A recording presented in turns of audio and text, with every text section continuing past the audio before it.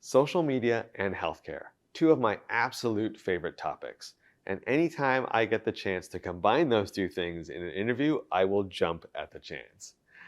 What you're about to listen to is an interview that I did with a good friend of mine on a very important topic, and that is mental health and social media management in healthcare.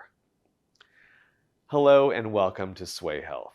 I'm Colin Hung, and joining me on the program today is my good friend, Robbie Schneider, who is the Enterprise Social Media Manager and Content Marketing Leader at Franciscan Health here in Indiana.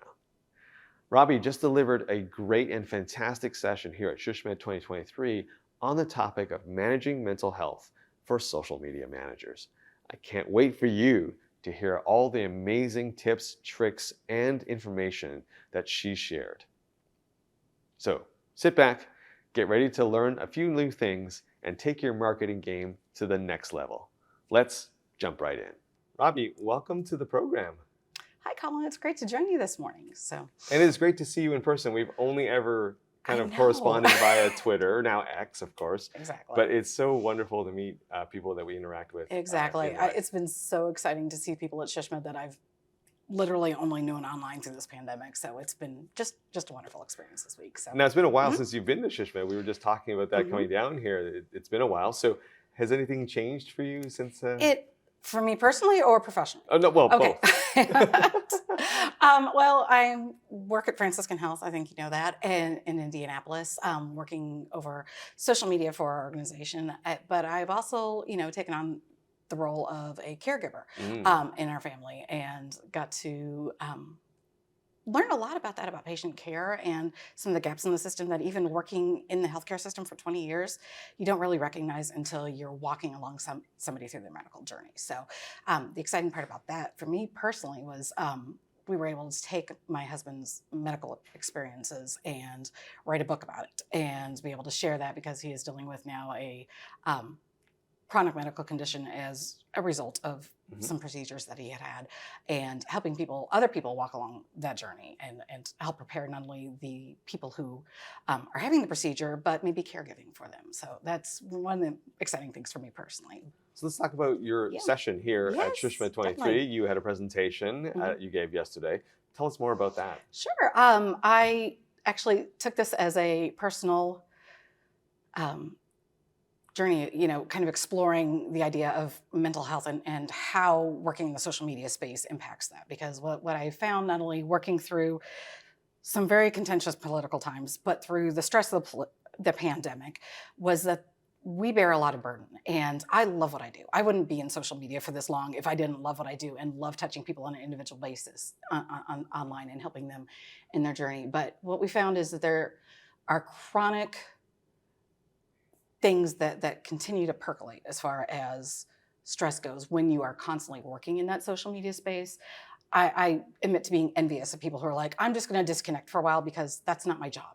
My job is I have to be aware of what's happening online at any given day. I need to be able to check and say, okay, this is happening politically, or this shooting happened. I mean, how does that impact the conversations that the people in our networks and our audiences are being cognizant of, because you want to be reflective and you want to be responsive to those needs. So, case in point, I talked in our meeting, last year we had a mass shooting at a mall in our community, and that was difficult for a number of reasons. One, it was a few miles from my home. That's really close to home. It was where my kids do theater. It was where my husband was working at the time. I knew a lot of people who were there doing back to school shopping, doing, whatever.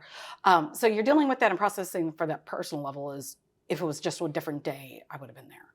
And then at the very real level, from the professional side of, you've got two options: that patients could be showing up at the competitor that's a couple miles down the road from you, or they're showing up at your place, and you've got to be constantly online and monitoring to see what people are talking about.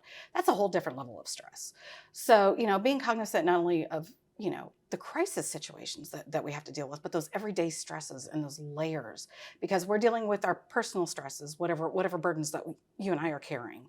You're dealing with the mental health burdens that are happening in our society. You've got anxiety, depression. One statistic I found was that 10 to 15% of adults are dealing with substance abuse or alcohol use disorders, which blew me away because I had no idea it was that high. So you've got a lot of people who maybe you're not directly impacted, but maybe it's your family member, Mm. maybe it's your coworker that isn't able to operate at their best because of whatever circumstances. So there's a lot of different things.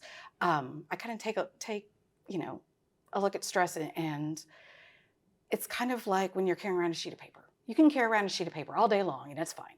You carry a couple of notebooks, it gets a little heavier. You carry around a good old-fashioned ream of paper that you're supposed to run around the copier, and it gets heavy real quick. So while that piece of paper in itself might be manageable, it's the accumulation of those stressors and those papers, so to speak, that really kind of take a burden, on you mentally and also physically. Sure. I think that's a forgotten component, especially in healthcare. We tend to compartmentalize mental health from physical health, but those stressors can lead to, issues with, how your brain is processing. It's increases in blood pressure. It is diabetes. I made a comment in our meeting is I can tell when a crisis situation occurs because my blood sugar meter will automatically spike up 20 points. Literally have the data to prove it. And there's the constant effect of it, not only in the short term, but that long-term prognosis of it. Right. There's a physiological effect of all of the stress Exactly, and all the mental yeah. challenges that we're going Absolutely. through. So, what do you recommend to people, or how Yeah. have you dealt with the mental side? I mean, what do you do to de-stress, to remove some of this burden? Sure. Some days, I mean, you know what? We're all human. And some days you may just say, I've had enough. I'm going to go for a hike. I'm going to go have a good cry, whatever you need to do to kind of decompress. But it's also about being intentional in your practices, not only from a personal standpoint, but from a professional standpoint. And it's little things like turning off your app notifications. I went, so many of us in the social media world are already dealing with scheduling and monitoring software. We don't need to have the notifications turned on for Instagram, Facebook, and X while we're at it. We can just tap into that one system. I turned off all my notifications one time when I was on vacation. I never looked back. And I just check in, on Sprout and manage it that way. Another thing we can do is being very intentional in turning off our phones and having dark hours. That was the best thing I ever did in the pandemic, was realizing that I was going to get texts till 2 a.m. And after weeks and weeks of this stuff, I was exhausted mentally and physically. And I set night hours, and those texts were still there when I got up in the morning and could take action on it. But, giving yourself that digital break is huge. And you can do that, from a personal standpoint. You can also do that from a professional standpoint. Making sure you can set expectations with your audiences. It's things like you may have an autoresponder on Facebook that says, hey, our staff monitors this channel between 8 and 5, Monday through Friday. Because let me tell you, Colin, if service excellence can't help you at 2 a.m. on Saturday, you're just basically going to be sitting there frustrated. So why, set yourself up personally when you're not able to take that action to help that patient through the process. So, the nice thing is then people aren't constantly saying, well, you haven't messaged me. They know to expect the next business day. Right. So the other thing that's important is making sure that you are setting up expectations within your teams. And that is huge. I think there was a study from West Virginia University, which is one of the few studies that really taps into mental health and social media management. It was focusing in the higher ed space, though. But, constant frustrations among social media managers were it didn't matter if you were new or if you were experienced in the field. It came down to not only, the comments that they're monitoring, but lack of communication in their team. You weren't arming them with the information. You brought them late to the table. You weren't making them be an active participant. You've hired this person because you are trusting their expertise. Tap into their expertise. Bring them an active member of their team. And that is such a small thing, but it's such a big thing from a chronic stress management level. Sure. The other thing is to making sure that you are, bringing them in from a planning and process level, but also making sure that after a crisis situation, that you are working with them to debrief.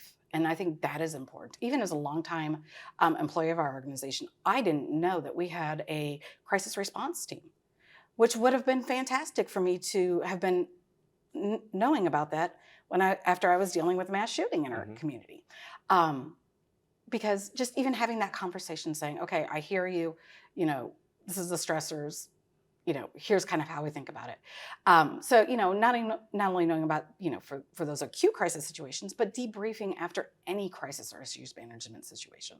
We do debriefing not only within our marketing communications team, but with a lot of the operational groups in our organization. And it sounds very tedious, but it helps you see, where the gaps are. And so you can just be better for the future. So, right. Robbie, you shared so much information with us today. If someone who's listening or watching this, what's the one piece of advice that you would give them? Goodness. As a takeaway? I only get to give you one thing. I think you really need to be honest with yourself. And if you are working in the social media space, you need to advocate for yourself. And keep advocating for yourself. If you feel like you're not being heard, keep bringing it to the table. Whether it's, hey, we need to be part of this process, or hey, I could use additional support in these areas. And, and if you're in a leadership position, definitely make sure that you are being open to listening to your team members, to not dismissing and saying, oh, I get it, it's stressful. Don't minimize what the burdens that any person is carrying, whether or not they work in a social space. And, just really being open to hearing people as an individual and where they're at. So love it. All right. Robbie, if people wanted to connect with you, what's sort of the best way for someone to connect with you? Sure, I would definitely, just reach out to me on LinkedIn, and I'd be happy to have a conversation anytime and anywhere. So amazing. Well, thank you so much for being on the program today. Great to talk to you today. Thank you so much. It's so amazing to meet you in person again. All right, thank you so much. I want to thank Robbie for sitting down with me today and sharing all the amazing statistics and the incredible tips of how to manage social media and your mental health. It is such an important topic. And as you heard, the key takeaway is make sure you set some boundaries. Make sure you advocate for yourself. That way you can continue to do the great social media management jobs that all of you are doing out there.